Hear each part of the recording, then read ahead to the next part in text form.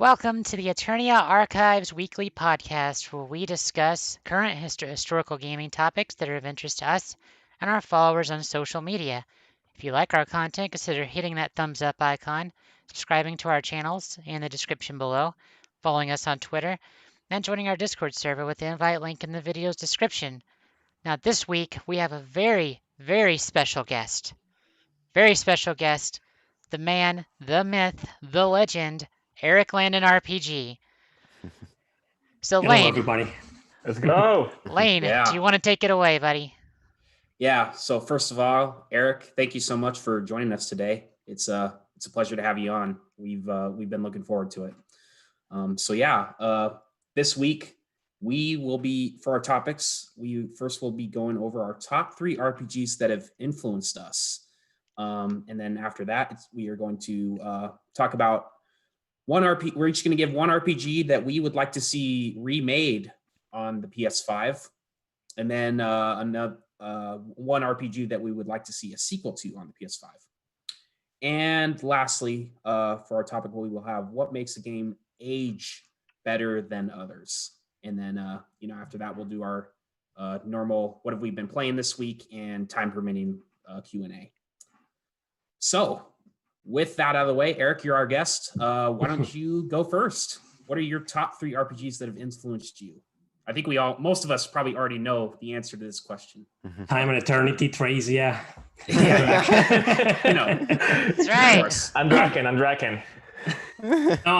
First of all, thank you very much for having me on. It's a pleasure to be here with you guys. I think this is the very first time some of us have spoken together like this. So I'm very excited. And even though I'm the guest here, I am a little bit nervous. I always get nervous when these kinds of collaborations come. So thank you very much for having me here. Sure. A pleasure. All right. So the 3 RPGs that influenced my life. So, well, I'm going to start with the most obvious one. Because it's extremely obvious, and that is Chrono Cross, of course. You guys know I'm a huge fan of it. It's a game that changed my life. I will say that Super Mario RPG was like the first step, the stairs, but this became the door, if you know what I mean. So this helped me open the door to a whole new world of video games. Because, Mario RPG, I thought it was very unique, and I thought it was like some kind of crazy Nintendo idea back then. But when I played Chrono Cross and I realized it was just so similar in terms of battle mechanics, to Mario RPG, I was like, so this is a genre, this is a thing. So Chrono Cross obviously not only influenced my life, I made several videos about that, but also influenced my artistic life, my music career, which is dead by the way. And most importantly, my writing career, how the script of this game was handled and was done for the game with its many roots, its many different characters, and its many endings, and its many heartbreaking moments.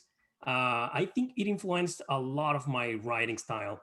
So that's the biggest influence I have in everything, when it comes to gaming, not only in RPGs. And the other games, my other 2 games are, one of them is this little guy here, this Girl Lancer. I've covered this game a million times in my channel, obviously. You are very familiar with it already, even if you haven't played it.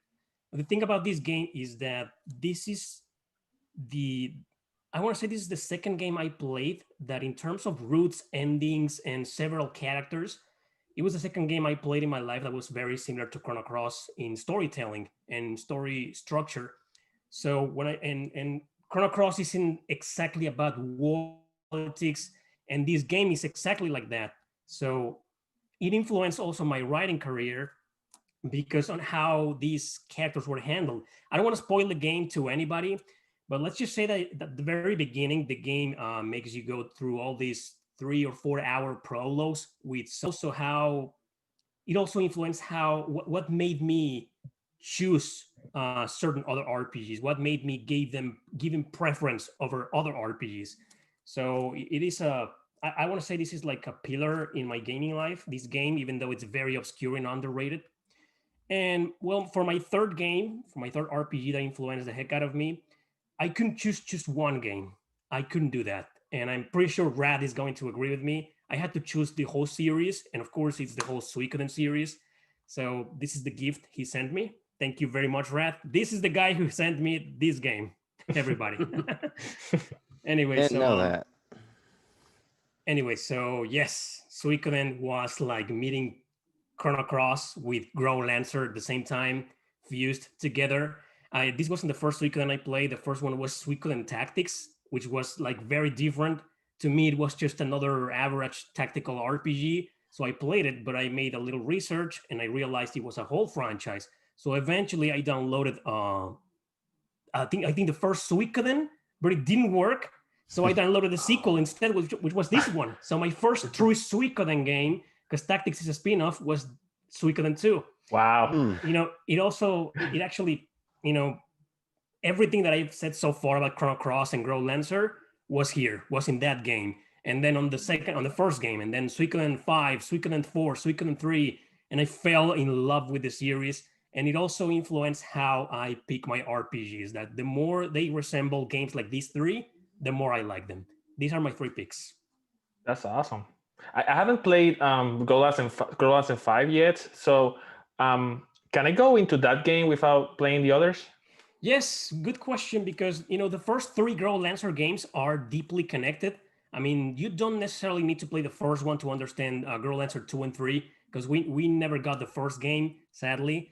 But there's some characters, some plot dragging onto Grow Lancer 2. But then Grow Lancer 3 is the prequel to all. However, Grow Lancer 4 on the PSP went its separate way. I think it's still in the same universe, but it's very different. And fortunately for you, this breaks, you know, the universe. It's its own universe, its own game, nothing to do with the other Grow Lancer games. So yeah. Also my first Grow Lancer, as a matter of fact. It's the first Grow Lancer game that I played. So yeah, man, everybody's good to go with this game. It's awesome. Nice. That's cool. How much is that game going for these days? The only version we got was this one, the special edition. Okay. So Okay. You might see a lot of loose copies, not loose disc. You know, it's just the complete in box copy, not the one that comes in the special edition. I think it goes for, I don't know, $40 maybe. Oh, that's not too bad. Yeah, because this special edition goes for like like $80 or $70, maybe. Okay. That's cheaper than I was thinking it was going to be. So that might have to. It's not that rare yet. It'll get there. Yeah. Sure. Makes sense. Yeah, PS2 games are kind of starting to climb. Yeah. Yeah, they're really not cheap at times, which is super unfortunate because they were really cheap not long ago. And then we got the tax that happened this year. Yep. Awesome, Eric. That's some great backstory. I think you even mentioned a few things that I mean I don't remember being mentioned in the video, like the whole Suikoden thing where you tried the first game and didn't work and then you tried the second. That's interesting. So awesome. Yeah, thanks for that. Let's see, Rad, do you wanna go next? Sure. Yeah, why not? Let's go. So I'm gonna get the obvious one out of the way.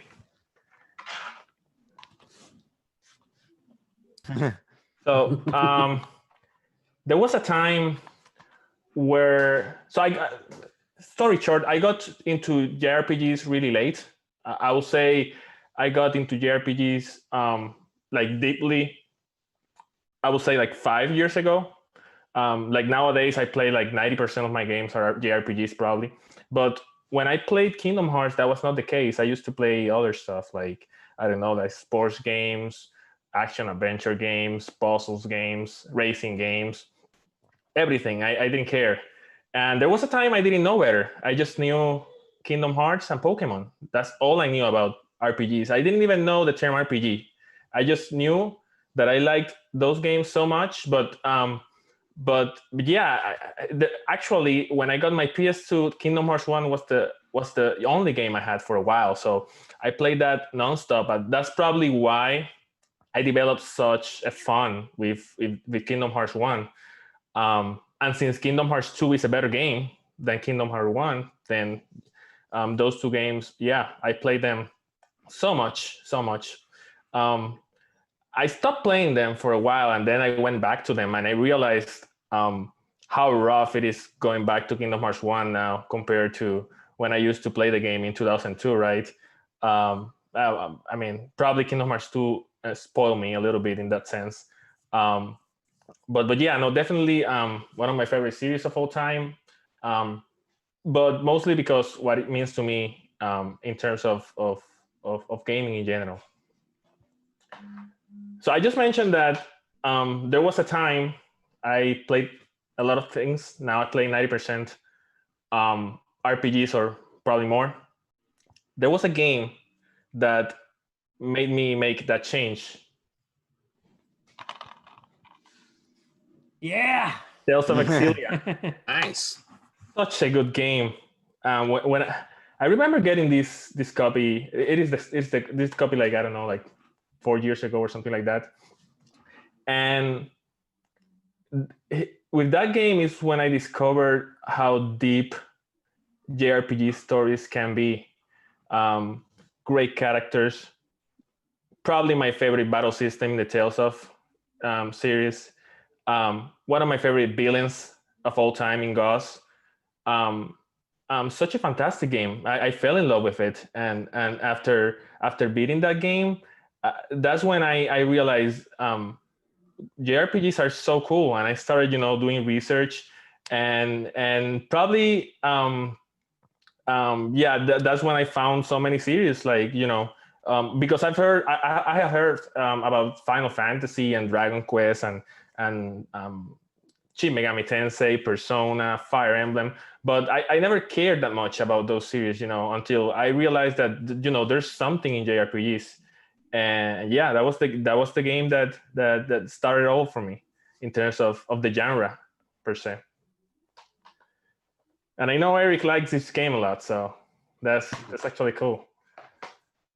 And my third game is actually a recent one, Bloodborne. Oh. So that was actually my first Souls game.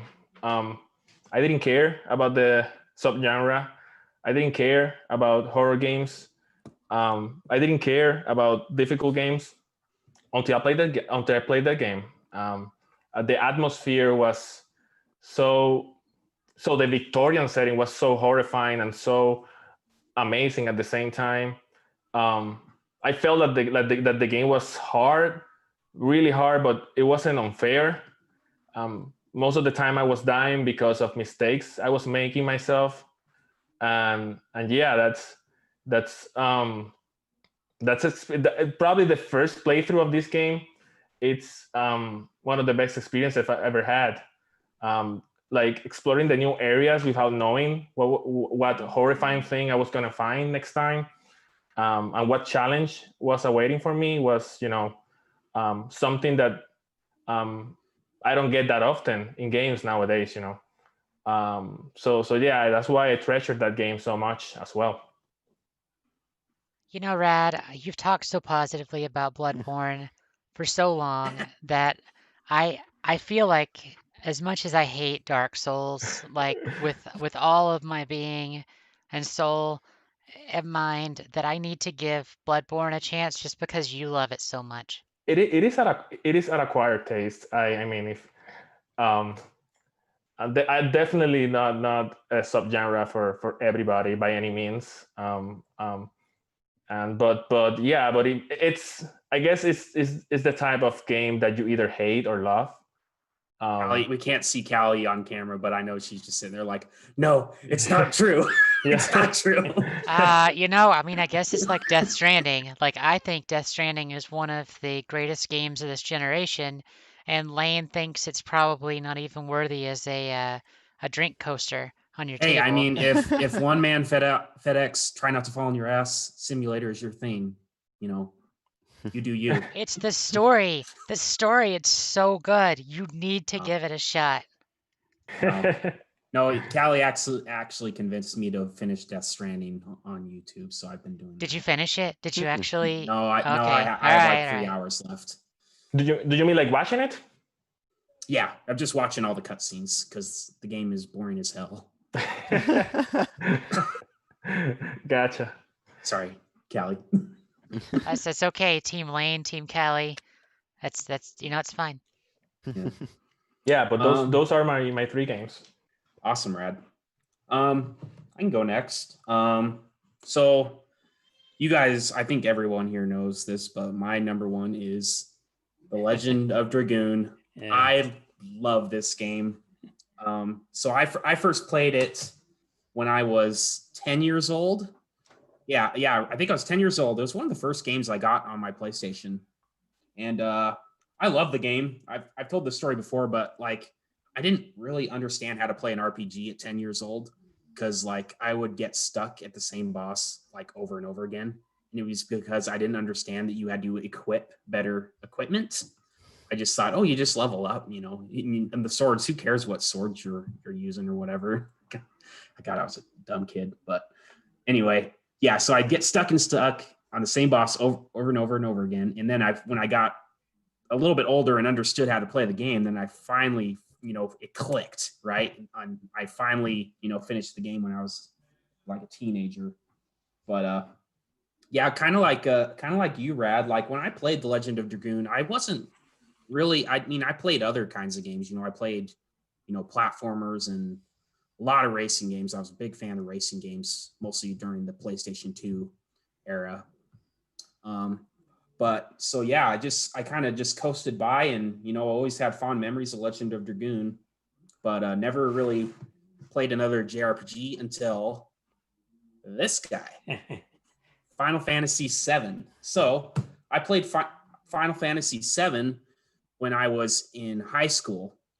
I remember it very clearly. Like I was just thinking back on how much I enjoyed Legend of Dragoon. I'm like, I want to play another game like Legend of Dragoon. There's got to be more games like this out there. So I did some Googling, and then what's the first game that came up? Final Fantasy VII, right? It's such a popular ARPG. So I played Final Fantasy VII, and the rest is history. That game was my gateway drug, so to speak, into JRPGs. Because after Final Fantasy VII, like I played Final Fantasy VIII, Final Fantasy IX, Final Fantasy X. Just got really hooked on Final Fantasy, and then from there, just became a JRPG lover for life. So for my third game here, kind of on the Western RPG side, was this game, Mass Effect 2. Ooh. So I played Mass Effect 1 first, and I thought, okay, this was okay, but Mass Effect 2 is so much better than the first one. Like that Mass Effect, the Mass Effect series as a whole was kind of my first introduction to branching choices, and your choices matter in a video game, and I just loved that. I love that you could, if you said the wrong thing, like somebody dies, right? Like super impactful decisions. Like I was loving that. Yeah, that game was just so good. And Mass Effect 2 in particular, because if you guys have played the game, you know what I'm talking about. They call it the suicide mission.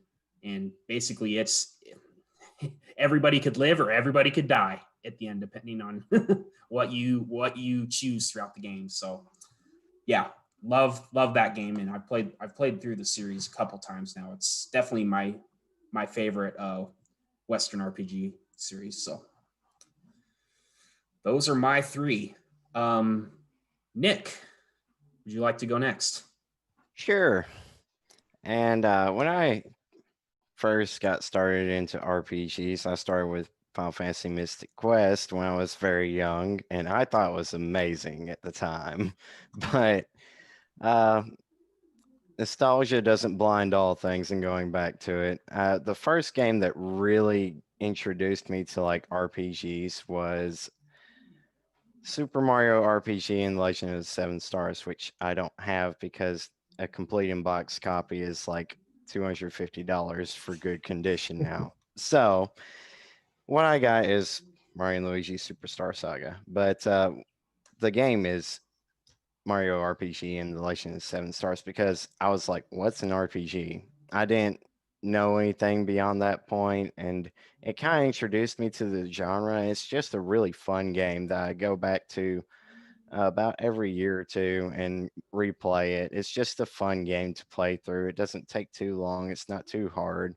It's got a ton of mini games, tons of charm.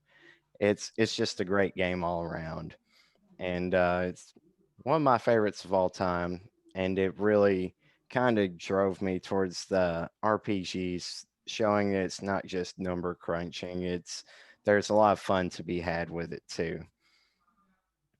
And the other one I recently ordered when I got my big overtime paycheck, and that is the Legend of Legaia. And this one probably hit me differently because it came at a different point in time. I was overseas all by myself, pretty much, in a unit with no one that I knew. And I made sure before I left, I shelled out some money to get a good gaming laptop in case I got the chance to play it. But I didn't like any PC games, so what I did is I downloaded a PlayStation emulator, and I was like, well, what do I play? Well, I rented this way back in the day, and that's pretty much all I did. When you're overseas, you don't really want to call home sometimes because it like makes you kind of miss what you're doing without, and you just kind of it's easier to just focus on something, and that's what Legend of Legaia was for me. I kind of absorbed myself into that world and some of the characters and their struggles, and it has a very unique combat system that I would love to see kind of reimagined maybe later. But that's I completed that game. It was fantastic. Loved every second of it, and all the bosses. It's some pretty hard at times, but it's a great game. If you haven't given it a shot, I recommend it. And for number three, it kind of this is my first place because it's kind of a game that introduced me to kind of decision making like you don't see in a whole lot of RPGs, and that is Devil Survivor Overclocked. And I just Yeah. recently started playing Overclocked because someone with the decency to return a new Nintendo DS, 2DS, actually returned the wrong mail that got delivered to them. So my faith in humanity has been restored. Wow. But that's that's one of my favorite games of all time because there's just so many routes and outcomes, and your decision truly matters. Like characters can die off in the story before they even join you and stuff, and it's just I got the worst ending the first playthrough, and I was like, well, crap. But it helped me get the better endings the next couple times. So it's a great game. Your choices matter. It's like Lane said about Mass Effect, like the world could end. Depending on your Yeah. decisions, it either like I'm not gonna spoil too much, but there are countless outcomes, and it is one of the best games I've ever played. And I believe, I think Eric can attest to this. Some of the Yes. people from Growlancer helped to make this game. Yes, indeed. So that Nice. is, I didn't know that. yeah, I'm going to have to check Growlancer out. Once he said that in like one of his videos, I was like, I've got to get him. So I'm going to have to give him a try. And that's it for me. I still need to beat Devil Survivor. Oh, that game is Me tough. too. Yeah, me too. It is hard, It's a but hard game. it's one of those Play the hard 3DS one. version. Yeah, Play the it's 3DS easy. version. I mean, the original version, forget about it. I love it, but forget about it. Yeah, Doesn't the exist. escort missions are ridiculous. I remember like people Fuck. dying before I could even get to them. I was Yeah. like, Did, how the hell? did they redo some of the missions, or did they balance the No, game? they you just know? they just Easy. rebalanced the game. Right. Okay. Yeah, there's an easy mode. So Oh, really? yeah, Well, it's not exactly an easy mode, is it? It's just it includes the original mode, which was the chaos mode, something like that Yeah. in overclocked, and then there's a normal version, rebalanced difficulty, but it's not exactly easy mode. I think. Or maybe I I'm just wrong. it just says easy. It says might. easy. Yeah, I Oh, booted it up for the first time yesterday. So, Oh, okay. Then it's easy. but it's probably like you said, it's probably just like a rebalanced version because normal Yes. was like hard. So, Yes. You're probably getting your ass kicked anyways. Yeah. like Fire Emblem. Yeah, Yeah. exactly. But yeah, I was watching a video from Eddie the other day, and I think he mentioned that in the Q&A that Radeon Dawn, I think, got an error in the localization, right? Of the Which difficulty. game? Fire Emblem Radeon Dawn from the Wii for the Wii.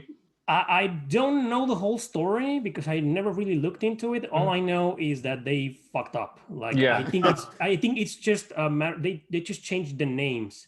It Yeah. wasn't supposed to be easy and normal. It was supposed to be normal and hard. Right. So they fucked up. Yeah. Huh. That was Something my like that, friend's. yeah. Yeah, I think that's right because my friend told me about it and he loved that game. Yeah, He me too. played, he would like, he's a god at that game, but So that actually brings up an interesting question. You know, we're getting the Nocturne remaster next year. Are you guys going to play that on easy or normal I am. or hard? I am. I don't I don't give know. a shit. I don't know. Yeah. After trying El Matador like 20 times, I'll probably play on easy as well. I'll have to suffer through it just to see what everybody experienced with it. Yeah, that's the thing. I've only played Nocturne for like 2 hours. So I kind of want to try and experience it for what it was. Oh, the game is okay. The difficulty is just okay until you get to that fucking asshole. Right, the difficulty spike is insane. I was doing all right, and then what's going on here? I thought I was the right level, and I had to grind like I don't know for a while. Yeah, I'm Callie? excited for that. Mhm. Callie, your turn. All right. So we're going to start with 3, 2, and 1. For me, I'm going to go the opposite direction of some of you guys. So my first game that really influenced me as an RPG was Super Mario RPG Legend of the Seven Stars. That game was unlike anything else I'd ever played because, I played platformers and stuff on NES and played Duck Hunt as a kid. But when Super Mario RPG came out and, I had enough to be able to go and get like the strategy guide for it. I wish I still had it. I don't. Dumb young Callie sold all this stuff. But I loved it. That game was unlike anything else that I ever played, and I was like, wow, this is amazing. I remember getting to the Axum Rangers and just dying repeatedly over Yeah. and over and over. And I think the last time I played it, if you guys remember, uh, on that game, at each level, you get to pick like power, magic, or something else as a level up stat. Well, each Mhm. character actually had a specific one at each level of theirs where they would get bonus stats for picking the right one. So my last playthrough, I perfected all level 25 characters, had the highest bonus stats they could all the way through the game, and then just steamrolled everything. But it's so good. That game is just amazing, and I absolutely love it. I haven't played it in a few years. I have to go back and play it again on stream. My second game, which I played Final Fantasy VII when my cousin Andy had it. I got to play it a little over at his house, but really just watched that game and then I played it afterwards. But the Final Fantasy that I'm talking about was Final Fantasy VIII. 8, I loved it. The system. So you guys know if you've watched like my stream the last couple of days on Aegis Rim, the systems and the combat are so freaking convoluted in that game that I love it. I love it so much. So Final Fantasy VIII, you basically stay in the menus for 40 hours of the game, and then the rest of like 10% of the game you actually do something because you're junctioning and unjunctioning and equipping and changing stuff and dealing with your GFs and all the things. And my analytical mind, I was just absolutely obsessed with that, and it really helped shape me to the sciencey type person that I am. So my number one game, though, I've talked about it many times on this podcast and on my channel and on Discord. That's Grandia 2. When I played it on the Dreamcast and I saw all the systems and like the cancels and the way the turn orders came up You had 4 party members, and then you had all these convoluted menu systems and stuff you had to level up with the different eggs and equip everything. It really showed me what games actually can be. Like oh look, there's Einashi. Einashi's here now. I see him in the chat. So Well, maybe, hey. maybe if he's gonna be kind to us, we can get him to jump in too, and I could just reconfigure the way it looks. So Grandia 2, if you guys have not played that game, I can't explain to you just how revolutionary it was for its time. I mean, it's like Final Fantasy VI for its time was incredible, but on the Dreamcast, when that game came out, there was nothing like it. It was just fantastic. So that would be my 3. Yeah, Grandia combat system is so good. Yes. It's very so good. It's very fun. It's never been Yes. matched. I mean, there's nothing like it. It's just so good. Kelly, can I ask you something? Always. Have you played Grandia 3? Okay, so here's a fun story about Grandia 3. I have started that game and made it about halfway through the second disc 4 times. And the story just turns into complete trash, and I can't finish Grandia 3. I just can't. Like it's bland. I don't like the changes they made to the combat. I think the last time I did it, I had a algorithm kind of set up where I had like a rock on a controller at the casino so I could get the thing in the right spot and like max out all the money at the casino. Yes, I did that last time I played. And, Eric, you actually yeah. prefer you like Grandia 3 the most, don't you? When it comes to in terms of story, I prefer Grandia 2. I think it Okay. has by far the best story in the series. But in everything else, I do prefer Grandia 3. Battle system, music, graphics, controls, the interface. I love it. Yeah. The characters were so cheesy in Grandia 3, though. That's what Well, really killed it for me. The thing about Grandia 3 is that half of the cast is ass and the other half is interesting. I think Miranda, the mom, your mom joins your party and she kicks ass. Oh, she's How can great. you beat that, man? She's great. How can you take that That's seriously? awesome. Now I And- really want to play it. And the other characters are okay. Alfina is cute and she grows on you, but the others like Yuki, the protagonist, or this guy Ulf that joins the party for no reason, and then the girl, the Dana, she's just fan service, but she's still an interesting character. And then the other characters who never joined the party, like Raven and some of the bad guys, are interesting. But yeah, the main playable characters, most of them are like uninteresting people. So I agree. When people trash the story, I don't have anything to say about, in favor of it. But it's just when it comes to everything else, battle mechanics and everything, I can hold my ground. But That's fair. story, insult the story all you want. I can't defend it. Yeah, Grandia Extreme, it's extremely bad. Don't play is that this- game. Is this jackass gonna join or what? Yeah, Inashi, are you coming or not? He said he's being abused by the wife. Oh, great. He's late because he was having sex. Great. Demonetized. Demonetized. Let's go. Whipped. Yeah. Abused. You can take that. No, however seriously. you want. Is he gonna join? I'm not sure. I mean, I could try to invite him. Let me see if he's on. Try. Maybe if he's in the mood to join He's us. not on. He's not on. He's not on. He Jeez. he's left in already? spectator mode. He left. Whatever, Inashi. We've been planning this for like a month, and Mhm. just today of all days. That's okay. That's okay. Yeah, you're an asshole. We all know that. There's nothing wrong with that. Yeah. Yeah. So, Callie, you said something that I thought was interesting. You said you liked convoluted systems. Yeah. Oh, I pay yes. attention to that too. Yeah, Yeah. like I mean, I can get into some deep combat systems, but I think that heft and being convoluted means very different things. Oh, yes, they do. Yes, they do. Resonance of fate. So, have you guys played? So, all I gotta say is if Play you, this game. I should look into it. Union. I'll look into it. So, if you guys have watched my streams on 13 Sentinels Aegis Rim, the combat portion of that game, it's a mess.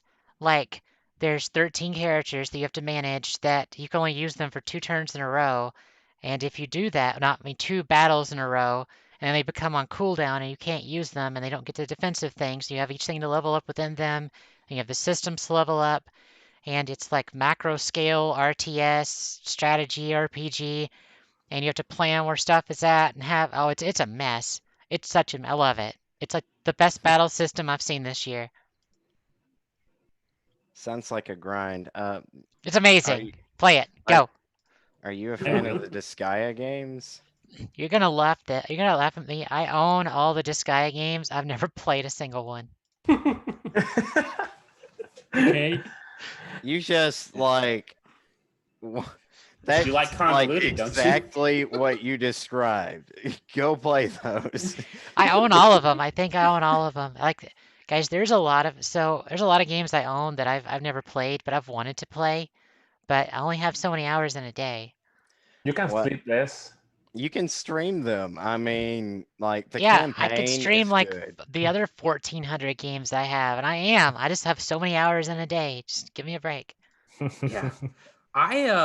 So I've only played Disgaea 1, and oh my god, such a grind fest. I So, played like, it on the I DS. kind of want to try. That game turned me off of Disgaea so hard, but I really need to give one of the games, a chance, because I know, Eric, you've mentioned that Disgaea 1 is like probably the worst in terms of being grindy, right? The hardest, yes. Try Yeah. this Gaia 5. This Gaia 5 Jesus. will probably hook you. Okay, I'll think about it, but oh my god, But this guy, I don't sell very many games. I freaking took that game back to GameStop. The humor on that game, though, I was like, this game. the humor in that game is so. You got 27 cents for that, right? it was. I didn't get much for it, but I just didn't want to look at it anymore. That's one game that I use cheats on. That is it. Like I made to I don't know, like where you start fighting different factions and it gets like super grindy and everything. And I was like, well, I could spend 5 days grinding up to the appropriate level, or I could buy this action replay for the DS, and there we go. Yeah, I don't like grindy games. I don't like games without a purpose for what they're doing. So I don't think I'd like Disgaea, and for that Well, reason. with the newer games, they have systems in place that you can, like, if you know what you're doing, then you can jump like 6,900 levels in one fight. And then Sounds like dumb. It sounds just fake. It sounds fake. Is that an actual number? 6,900 levels? yeah. The max is Pretty close, yeah. 9,999. Somewhere Actually, in there. I think they increased that. I could be wrong. They might have done that with Disgaea 6. I remember they raised like the cap numbers. Yeah, So, I think it yeah, was it like was really 9 like you were billion, doing like- 999 yeah, like million. nine- Yeah. It's I just got- ridiculous. I got the platinum, and one of them was like dealing 4 billion damage in one attack. If that gives you any idea. Yeah. But anyway, Yeah. you might Good like stuff. them, Kali. There is a lot that goes into that game. That sounds great. I don't play strategy RPGs, but we'll well, see. Boo. Ooh. I It's know, like the I'm a most bad person. convoluted games for you. Yeah. Okay, all right, guys. If you could give me one strategy RPG that I have to play, which one 13 is it? Sentinels. I'm You're doing playing it one. right now. It's so good. Then you're contradicting yourself. That game is fast though. Like you have so much but stuff she to means- do very fast. I think she means grid-based tactical Right. RPG. Oh, that makes sense. Play Devil Survivor.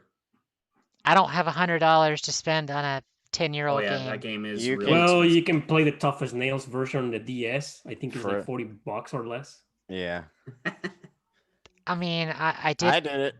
Yeah, I mean, I beat all of the first 10 missions on S rank on hard mode on Aegis Rim. I remember somebody was in chat. They were like, "What is this?" I'm like, "Yeah, it's great. Just watch it. Just go." Callie, did you like Three Houses? No. No. Okay. I Just didn't. no. I Just did no. just. I'm sorry. I'm Let sorry. me know. Yeah, I didn't like it. that's all I needed. Enough Yeah, that's all said. I needed. I can say though, I can say that the best Fire Emblem is the GameCube one, and I wish I could get a copy again, but that is the best Fire Emblem. Oh, yeah, Uh, I it's so I good. streamed that game for 1 hour, and I really want to go back and finish it. It's It's really really good. Yeah, good. Yeah. it's really good. All right, shall we Okay. move on to our next topic then? go. Yeah, let's go. All right, RPGs we want to see remade on the PS5. Let's just go in the reverse order. Callie, why don't you kick us off? This is not a fair question because Lane, I'm gonna pick the same thing you're gonna pick, and that's Legend of Dragoon. Like, Ugh. I want that You got game. me. God, I want that game. I want to play it again so bad, but I don't want to play the old version. I want just leave the story alone, leave the gameplay alone. Just make it Mhm. pretty. Just make it pretty, I and 100% agree. reduce the load times for battle. Like, I get it. I Oh, get it's it. not that You gotta. bad. It's not that Okay, all right. That's fine.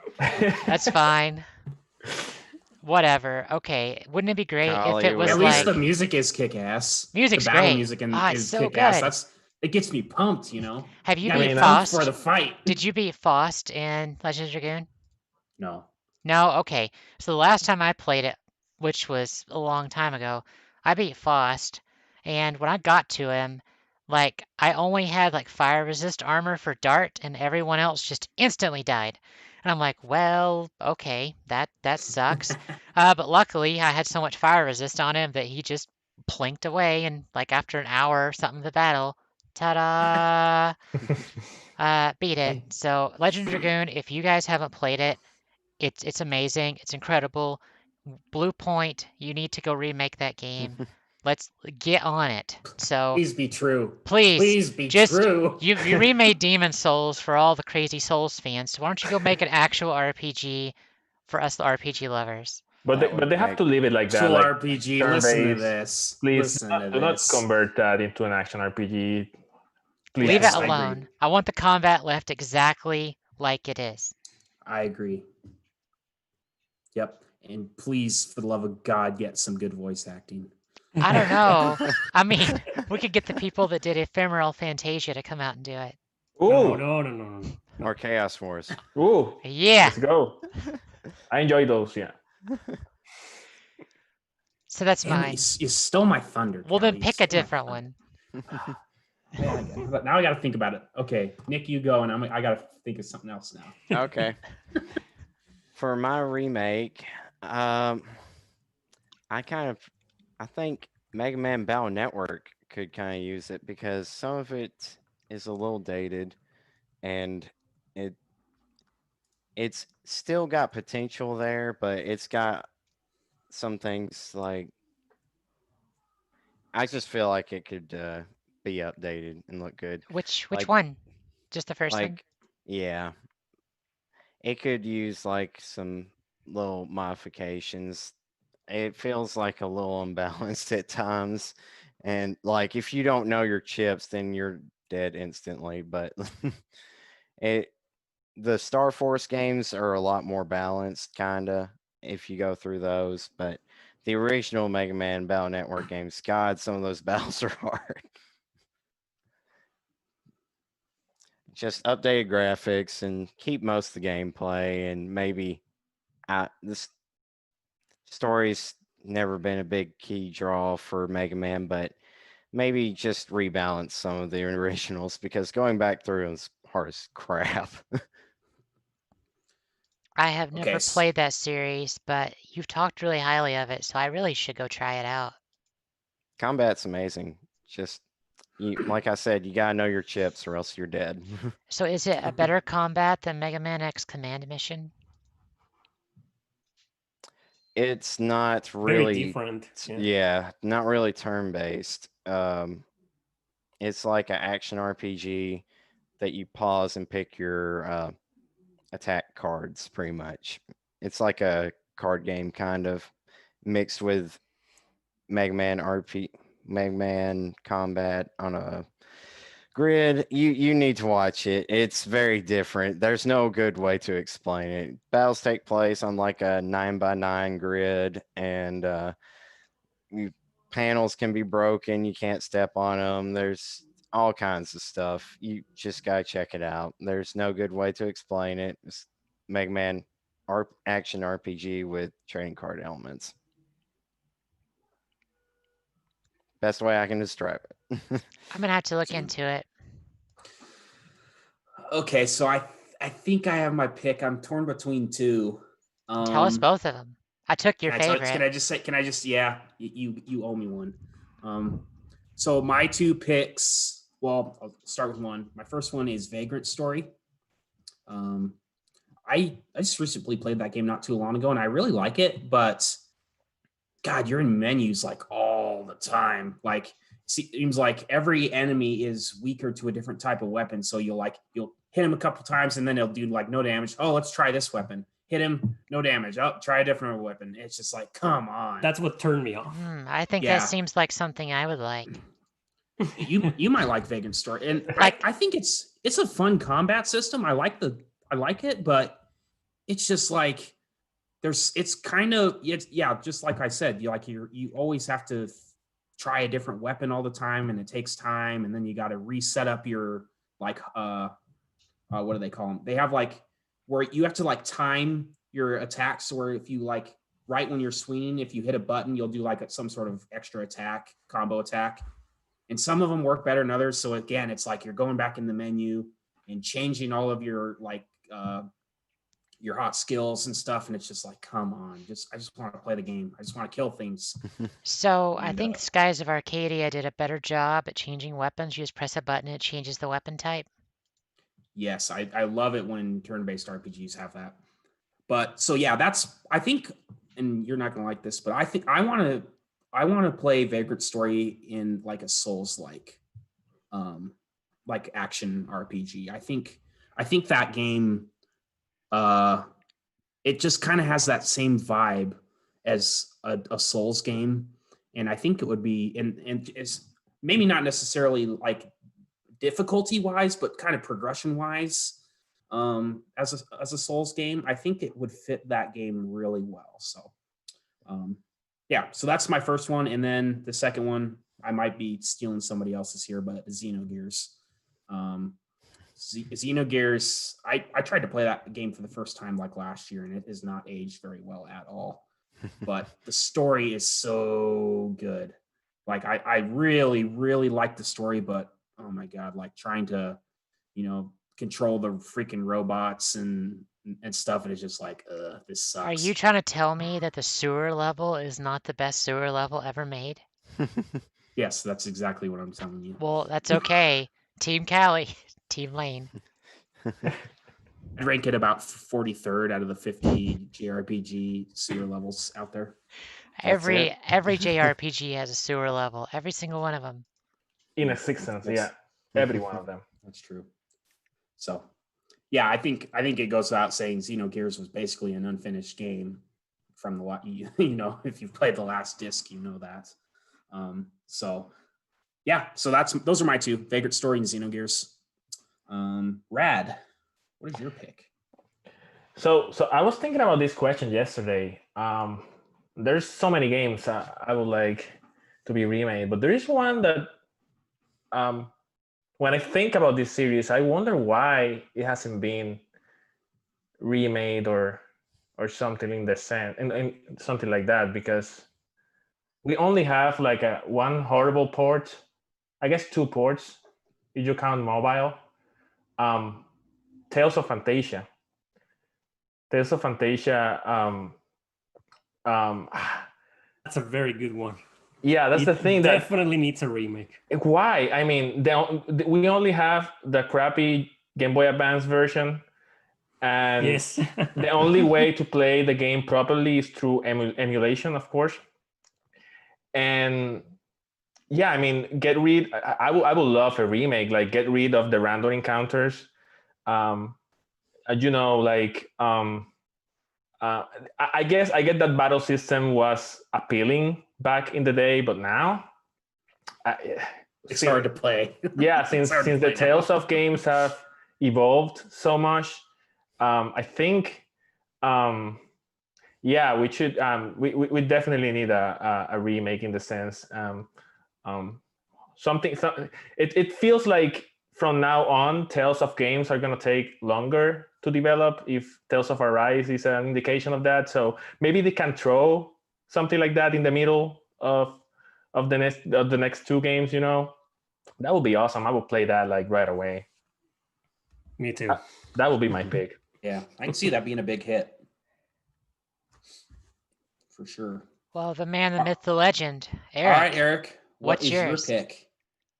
Well, like I said at the beginning before going live, I actually thought about Tales of Fantasia too. No. And I also considered, no, wait, that wasn't my pick. Okay. I also considered Xenogears, obviously. But I think I'm going to stick with, I'm going to keep being stubborn. I really want the two Fire Emblem games on the Super Nintendo, Super Famicom we never got, Thracia 776 and Genealogy of the Holy War. I think Genealogy is, well, the only problem is that the maps are very, very long, but as long as you can save whenever you want, it's okay. So maybe it's just, an enhanced port or whatever, or a remake, but respecting that.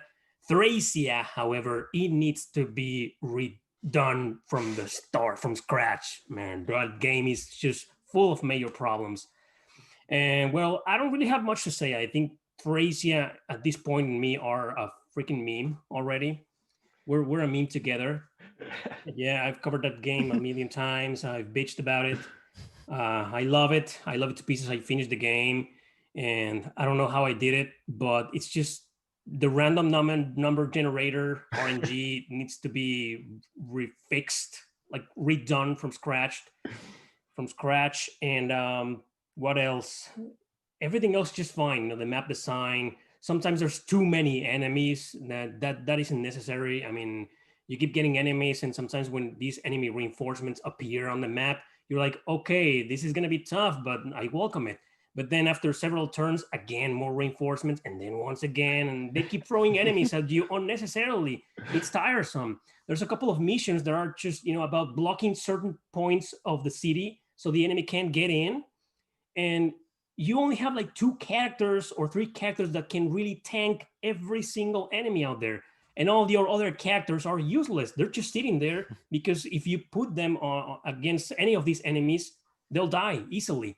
So it's just rebalance the structure of these map designs. That's a redesign the missions. That's what it needs to be done. It needs a full remake, in my opinion. That's my pick. That's when you say Very good. RNG in Thracia, like, do you mean like, for example, you have like 90% chance of hitting and you keep missing or something like that? Yes, the RNG is very bad, very, very bad. I mean, sometimes you have 97% hit and you miss, or heal misses, man. Sometimes you heal a character and you miss. The only Fire Emblem game in existence that does that. How can How is that How can possible? you miss somebody when you're healing? It's just bullshit, man. And the other thing is that the RNG doesn't really work that bad when you have 90-something% hit. It's when the enemy has like 20% hit, and they not only hit you, they do a critical attack on you with 1% chance. It happens and very often in that game. It's just bullshit, man. But it's a great game. It's a great idea because out of all the Fire Emblem games, it is the one with the most variety in mission objectives. Like in every single mission, you got to do something different. You know how in Fire Emblem games, most missions are like, kill all enemies, or survive for certain turns. No, in Thracia is something very different in each mission. That's what I love about it. So that's why I think it's a great idea as a game. It just needs a lot of fixing on every single technical issue. So I'm gonna talk about healing missing for a second. We're gonna go way back, like 15, 16 years ago, when one of my friends that I'm not really friends with anymore convinced me to go out and try LARPing with them. And they played this game where like you could be a bard or a cleric or whatever, and your heals could absolutely miss, because you had to What like game was carry. that? Yeah, LARPing, like live action. We actually had like foam swords and stuff, like attacking each other. Real life, like Oh, yeah, real life stuff. So it's like Dungeons and Dragons, but real Okay. people like beating the shit out of each other. Um, yeah, it's terrible. I went like once or twice. And I'm like, this is awful. Why do you guys like this? And it's like they're in a public park. do you Yeah. like hitting each other with pool noodles? Yes, that's right. But you have to like take like a PVC pipe and then put the pool noodle on the outside. I'm like, this seems like so much work. So anyway, the point is you could have heels miss. So the 2 times that I went, I was a bard. Callie the bard, and like I could stop people from moving if I could sing like a 50-word song and then like point at them and then they had to stop. So I used the Meow Mix theme song, a lot of meowing from a cat to get them to stop moving. Yeah, this is my life 15 years ago, 20 The years. I game don't know how. master, the game Yeah, master must have been a huge fan of Thracia. I guess so. No, this wasn't Dungeons and Dragons. This is like you guys actually take your whole body and you like take foam swords and attack each other like in real life. Yeah, go look it up. LARPing, it's a thing. Don't do it. It's Yeah, I awful. know what LARPing. Yeah, I just didn't know it was called LARPing. I mean, but I know what Yeah, live it's action bad. role playing So is. yeah, the heal spells could actually miss because you had to like carry a bag of stuff with you, and like you had to say like the same words like 10 times or whatever to be able to make it to a heal ball. And if you throw it at somebody and you don't hit them, they don't get healed. So that's the first thing I thought of. I haven't thought about that crap in ages, but heals can miss. Yes, they can. So just know that people that do that are much more dorky than I am. So that's saying something. Yeah. Speaking of RNG, I'm playing Skies of Arcadia right now, and like the raise spell in that game is a 50% chance, and then there's also an enemy like one hit kill skill that's a 50% hit. Dude, I literally failed that 50% raise skill 7 times in a row. I counted 7 times in a row. But 50% my ass. you see, it's 50% each time. The Still, that's not statistics. 50%. Yes, it is. The 50% statistics. is 3 out of 7 or 4 out of 7 times it No, works. no, And that's get not. this, No, get Lane. this. The enemies, like 5 times in a row, killed me with their 50% chance instant death skill. Yeah, because you don't have RNG resist, and they do. bullshit. There's no, No. RNG in that game. It's No, so no, no. one-sided. I was No. a witness. It's you just don't Oh, understand man. statistics. It's 50% each cast, which means you have a 5 out of 10 chance of it not working every I know cast. how to do math. I'm Are you just saying sure? that Are you it's sure? bullshit. Team Callie, Team Lane. One knows how to do math, and the other doesn't. That's it. So I'm Matt, done. I know what you're saying, but if you're taking a large set of numbers, you would expect I tried it 7 times, you would expect it to succeed at least 3 or 4 times. I really think that you need to go bet all your money on red. Oh, now we're playing. What's the name of that game? Roulette. Gambling game. Roulette. Yes. Yeah, go bet everything on red all night, but eventually it'll be on red, right? It has to be because there's only 2 colors. Anyway, Jesus, there's Lane. there's God, my casinos are made for people that think that way. No, 50% is 50%. Period. there. Okay, there's my RNG salt for the night. All right, so that everybody went. We So did. now we're doing the sequels, right? Yes. Okay. So again, let's reverse it. Eric, what do you want as a sequel on the PS5? Well, I couldn't decide between 2 games, and either of them is very unlikely to happen because this is Bandai Namco we're talking about. And one of these games where, people ruin its reputation, sadly. So it's probably never going to happen. And that is Code Vein. I really love this game, and I think it deserves a sequel, specifically a direct sequel, because without spoilers, there's not exactly a cliffhanger at the end, but there's something that connects the game with God Eater, the God Eater universe. So a sequel, maybe connecting, both series will be awesome. But this is never going to happen because, Soulsborne fans killed it. But the one, my real pick for this is something that I really want to see, a resurrection of this series and a proper sequel, a new arc in this series. It needs to happen, in my opinion. If it's going to be on the PlayStation 5, so be it. And it's a continuation of the Hack series. So we got all of them on the PlayStation 2, but only the Duo trilogy which was the only really successful out of the entire series. Got this beautiful port on the PlayStation 4. So I really want this series to continue, a new arc, which means a sequel, because in reality, these aren't like 1, 2, 3, or 4 different games. These are like one game cut into different volumes. So there's 4 parts on the first game, 3 parts on the second game. So we need a third game cut into, I don't know, 1, 2, 3, 4 volumes, whatever, if they want to. But we really need a sequel to this because there's so many, not exactly plot holes, but some things that they could explain and some things that they could exploit on a new script with some of the characters from the older games. So a direct sequel or something like that on the PlayStation 5 of this game, it really deserves it, man. It's a very good game and it's very forgotten nowadays. This is my pick. I think that would It's a be good a one. good one. I think that's probably the more likely to get remade of the Dot Hack series, so I would agree that'd be a really good one. Yeah. Well, actually, the original creator, the CyberConnect guy, that CyberConnect is the company who made these games. I think he made a Twitter or something like that. I don't know what happened. That he said he was very interested, in porting or remaking the original 4 games, but he said like it's not going to be possible. Like, I think it was his way of saying that Bandai Namco is just not interested. I mean, they're not interested in Xenosaga. Imagine Dot Hack has no future if Xenosaga has no future. I think that'd be a good one. So Code Vein is another game I haven't tried. I like God Eater 3 a lot. Like I thought it was really good. Is Code Vein like is the combat more Souls-like or is it more God Eater like? Both. I think it's a combination. It's more Souls-like, but it's better. I mean, Souls is very unfair and frustrating, and Code Vein is more balanced. It's easier compared to the Souls game, but it's still challenging.